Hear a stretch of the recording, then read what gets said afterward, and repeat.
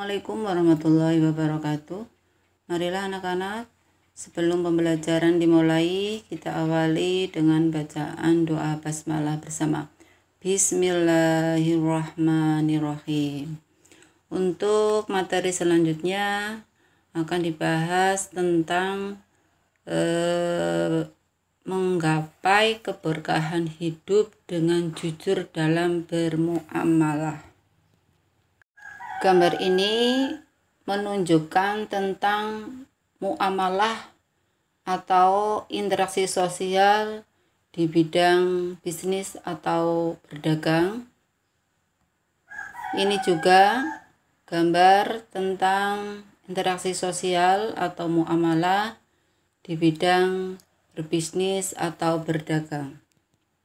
Dalam pertemuan daring kali ini, pembelajaran Quran Hadis kelas 9 akan membahas bab muamalah atau interaksi sosial di dalam berdagang, yaitu dengan tema menggapai keberkahan hidup dengan jujur dalam bermuamalah.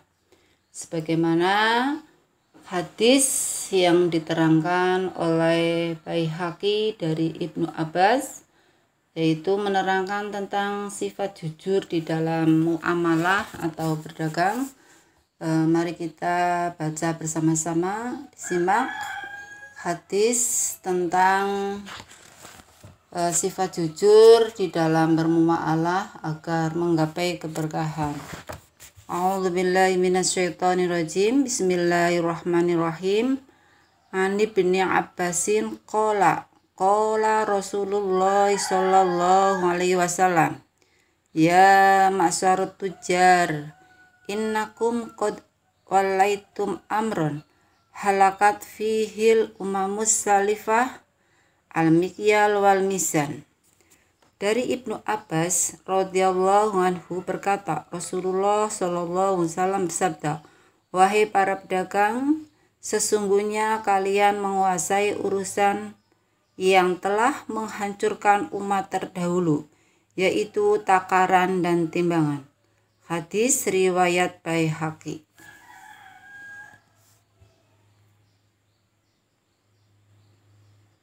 Kandungan hadis riwayat Baihaqi dari Ibnu Abbas, di antaranya 1. Peringatan keras kepada pedagang untuk menyempurnakan takaran dan timbangan. Yang kedua, menakar dan menimbang secara tepat dan benar dalam perekonomian atau berdagang sehingga terwujud keadilan dan kemakmuran. 3. Terjadinya kecurangan dalam menakar dan menimbang karena adanya ketidakjujuran yang didorong oleh sifat tamak, rakus, ingin dapat untung besar tanpa peduli dengan kerugian orang lain atau tanpa peduli memperhatikan hukum halal dan haram. 4. Umat terdahulu sebelum Nabi Muhammad SAW binasa mendapat azab atau siksa dunia dari Allah Subhanahu wa Ta'ala karena perilaku curang dalam mengurangi atau melebihkan takaran dan timbangan. Yang kelima, contoh kecurangan pebisnis online atau pesanan seperti saat transaksi online, ada penjual mengobrol janji ketika dana telah ditransfer, barang tak kunjung datang.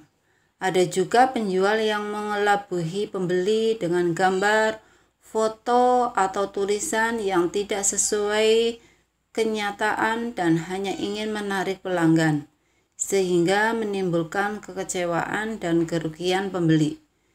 Itu diantaranya contoh fenomena sosial di dalam bisnis atau berdagang yang dilarang atau mengandung sifat tidak jujur atau mengandung sifat curang.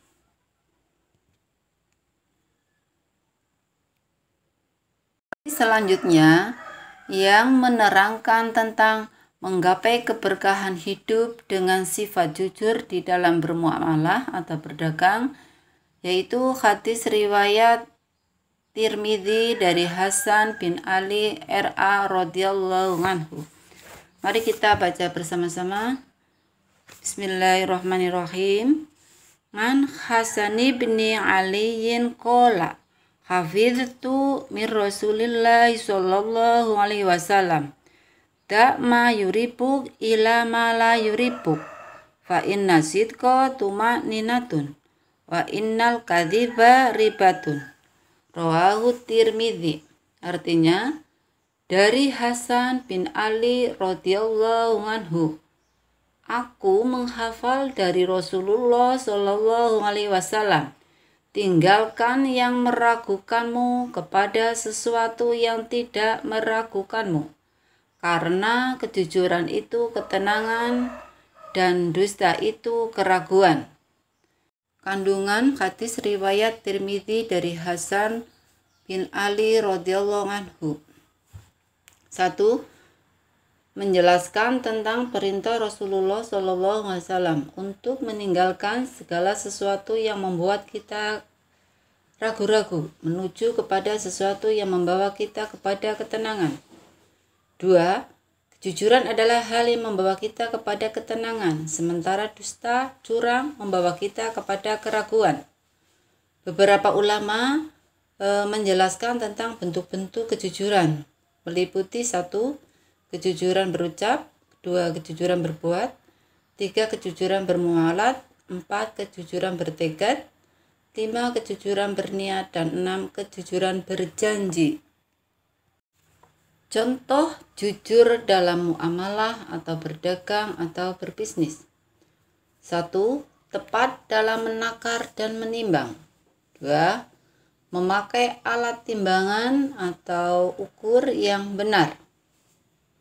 3. Berjual beli dengan baik, sopan, berdasar kerelaan kedua belah pihak. 4. Tidak menipu, berbohong dalam setiap perjanjian. 5. Mematuhi peraturan dalam setiap perjanjian. 6. Memberikan informasi apa adanya terkait barang atau akad perjanjian yang ditawarkan. 7.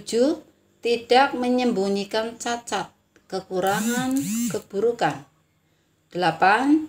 Tidak mengurangi atau menambah takaran atau timbangan. 9.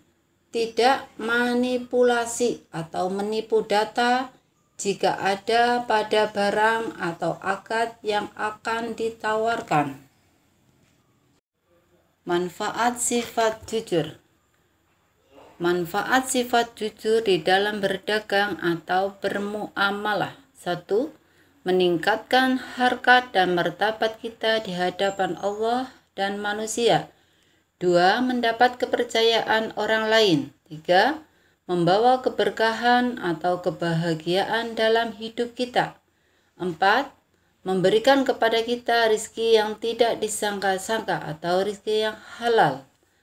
5. Menyelamatkan hidup kita di dunia dan di akhirat. 6. Dijauhkan dari azab atau siksa Allah yang sangat pedih berupa neraka wail. 7. Hidup menjadi tenang. 8. Terwujudnya masyarakat yang damai. 9.